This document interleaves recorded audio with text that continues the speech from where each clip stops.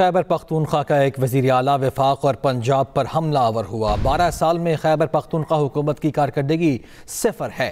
وزیر اعلیٰ پنجاب مریم نواز کی پاکستان تحریک انصاف پر تنقید، جس میں انہوں نے کہا کہ اڈیالہ کے باہر بیٹھنے کے بجائے وزیر اعلیٰ اپنے صوبے پر توجہ دیں۔ Chairman peoples party Bilawal Bhutto Zardari نے نیشنل گیمز کا افتتاح کیا ہے۔ تقریب سے خطاب کرتے ہوئے بولے کہ فخر ہے سندھ 18 سال کے بعد نیشنل گیمز کی میزبانی کر رہا ہے۔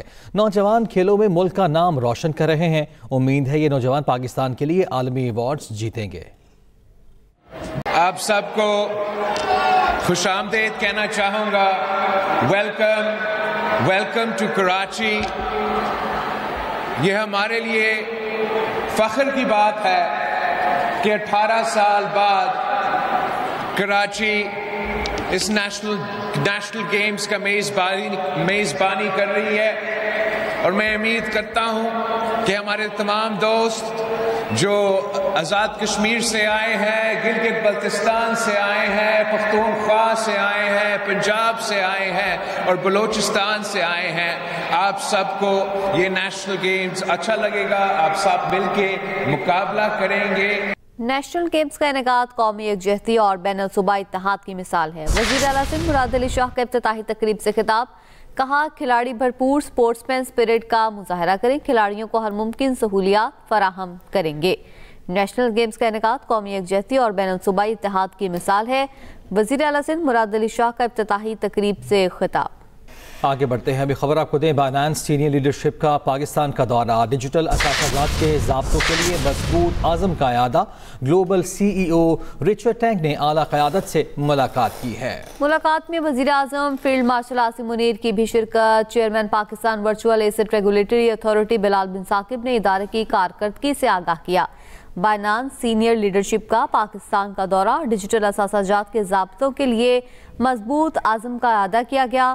گلوبل سی ای او رچرڈ ٹینگ نے اعلیٰ قیادت سے ملاقات کی، جبکہ ملاقات میں فیلڈ مارشل عاصم منیر اور وزیر اعظم شہباز شریف نے بھی شرکت کی ہے۔ Chairman Pakistan virtual asset regulatory authority Bilal bin Saqib نے ادارے کی کارکردگی سے آگاہ کیا۔ آپ کو بتائیں کہ بائنانس سینئر لیڈرشپ کا پاکستان کا دورہ، ڈیجیٹل اثاثہ جات کے ضابطوں کے لیے مضبوط عزم کا اعادہ کیا گیا۔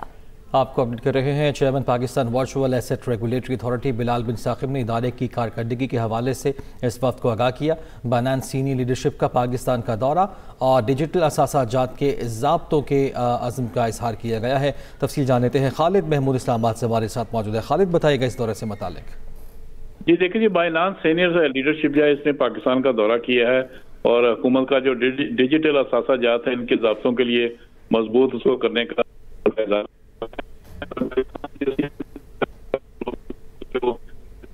خالد، آپ سے دوبارہ رابطہ کرنے کی کوشش کریں گے۔ آپ کو اپڈیٹ کر رہے ہیں، بائنانس سینئر لیڈرشپ کا یہ پاکستان کا دورہ ہے اور اہم ملاقات ہوئی ہے۔ گلوبل سی ای او رچرڈ ٹینگ نے پاکستان کی اعلیٰ قیادت سے ملاقات کی ہے۔ اس ملاقات میں وزیر اعظم شہباز شریف اور فیلڈ مارشل عاصم منیر بھی موجود تھے، اور یقینی طور پر یہ اہم ملاقات ہوئی ہے۔ Chairman Pakistan virtual asset regulatory authority Bilal bin Saqib نے ادارے کی کارکردگی سے متعلق آگاہ کیا ہے۔ آگے بڑھتے ہیں، رخ کریں گے لودھنا کا، جہاں سے افسوسناک واقعہ سامنے آیا ہے۔ 7 سالہ بچہ مین ہال میں گر کر جان کی بازی ہار گیا۔ محکمہ ہائی وے کے سینئر سب انجینئر اور ٹھیکیدار کے خلاف واقعے کا مقدمہ درج کر لیا گیا ہے۔ وزیر اعلیٰ پنجاب کا اظہار برہمی، ڈپٹی کمشنر لودھنا کو ہٹانے کا حکم صادر کر دیا۔ وزیر اعلیٰ پنجاب کا افسوسناک واقعے پر سوگوار خاندان سے ہمدردی اور تعزیت کا بھی اظہار۔ خبر ہے شہر قائد سے، ایم اے جناح روڈ کے گل پلازا کے قریب عمارت میں آگ لگ گئی ہے۔ ریسکیو کی جانب سے آگ پر قابو پانے کا عمل جاری ہے۔ مزید تفصیلات جانتے ہیں اپنے نمائندے منور خان سے۔ منور، بتائیے گا ابھی تازہ ترین کیا صورتحال ہے؟ روڈ گل پلازا کے قریب جو ہے سٹی شاپنگ مال کی عمارت میں آگ بھڑک اٹھی ہے، جس کی اطلاع ملتے ہی 1122 کا عملہ جو ہے وہ آگ بجھانے کے لیے روانہ ہو گیا ہے۔ ہماری KMC فائر بریگیڈ حکام سے بات ہوئی ہے تو انہوں نے بتایا کہ آگ کی اطلاع ملتے ہی 4 فائر ٹینڈرز کو روانہ کر دیا گیا ہے، لیکن مذکورہ مقام پہ ٹریفک جام ہونے کی وجہ سے گاڑیاں جو ہیں وہ ٹریفک جام میں پھنسی ہوئی ہیں، اور عملہ جو ہے کوشش کر رہا ہے کہ کسی طرح مذکورہ عمارت تک پہنچ سکے اور امدادی کارروائی شروع کیا سکے۔ اس وقت فائر بریگیڈ حکام کا کہنا ہے کہ فوری طور پر آگ لگنے کی وجہ معلوم نہیں ہو سکی، تاہم اس وقت جو ہے سب سے مین فوکس جو ہے وہ آگ پہ قابو پانے کی کوششیں ہیں اور ہمارا عملہ جو ہے وہ جائے وقوع پہ پہنچنے کی کوشش کر رہا ہے، جبکہ 1122 کے ترجمان کا کہنا ہے کہ ان کا ایک فائر ٹینکر جو ہے وہ موقع پہ پہنچ گیا ہے اور آگ پہ قابو پانے کی کوششیں کی جا رہی ہیں۔ جی منور علی خان اپڈیٹ کر رہے تھے، آپ کا شکریہ۔ Welcome back. ماحولیاتی قوانین کی خلاف ورزی پر نواز Sharif IT city city project پر جرمانہ عائد، پروجیکٹ کے قریب ایئر کوالٹی انڈیکس 500 ریکارڈ کیا گیا۔ مزید تفصیلات جانتے ہیں اپنے نمائندے افضال طالب سے۔ جی افضال بتائیے۔ جی بالکل، نواز شریف آئی ٹی سٹی کے تعمیراتی کاموں میں ماحولیاتی قوانین کی خلاف ورزی پائی گئی، جس پر محکمہ تحفظ ماحولیات نے نواز Sharif IT city city project میں جرمانہ عائد کر دیا گیا۔ محکمہ تحفظ ماحولیات نے سینٹرل بزنس ڈسٹرکٹ کے سی ای او کو مراسلہ جاری کر دیا، جس میں لکھا گیا کہ نواز شریف آئی ٹی سٹی کی تعمیر میں شدید دھواں جو ہے اڑتا پایا گیا۔ اس کے ساتھ ساتھ پروجیکٹ کے قریب ایئر کوالٹی مانیٹرنگ جو ہے وہ 500 سے زائد ایئر کوالٹی انڈیکس ریکارڈ کیا گیا، جو انسانی صحت کے لیے انتہائی مضر ہے۔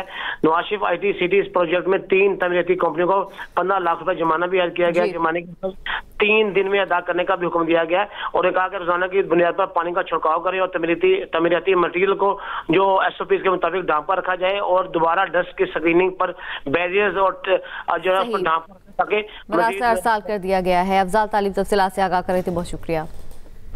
Welcome back. D G I S P R کی پریس کانفرنس صحیح تھی، کچھ سیاسی جماعتوں کی قیادت جیل گئی تو ان کے بیانیے بدل گئے، پیپلز پارٹی نے کبھی اداروں کے خلاف بات نہیں کی۔